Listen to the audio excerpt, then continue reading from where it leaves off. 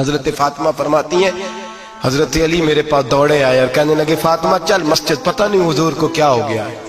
حضور رو رو کے بحال ہو گئے اور حضور حجرے میں رو رہے اور ہچکیوں کی آواز مسجد میں آ رہی ہے۔ چل ذرا چل کے حضور کی بات دیکھ کیا ہوا ہے، ہماری تو طاقت نہیں اندر جانے کی۔ سیدہ طیبہ طاہرہ حضرت فاطمہ جھٹ سے پردہ اوڑا حاضر خدمت ہوئی، اندر گئیں، کہتی ہیں حضور کے کندھے پہ ہاتھ رکھا تو محبوب بیٹی کے ہاتھ کی ٹھنڈک محسوس کی، سر سجدے سے اٹھایا، فرمایا فاطمہ آ گئی ہو؟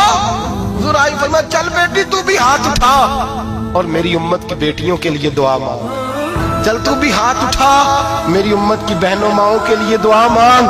محبوبہ کیا ہوا؟ میرے حبیب نے فرمایا رات مجھے دکھایا گیا ہے دوزخ میں کچھ بیبیاں ہیں، ان کے بال فرشتوں نے باندھے ہوئے ہیں اور انہیں گرز مار رہے ہیں، وہ چیختی چلاتی ہیں اور مدد کے لیے پکارتی ہیں، وہ بڑی تکلیف میں ہیں۔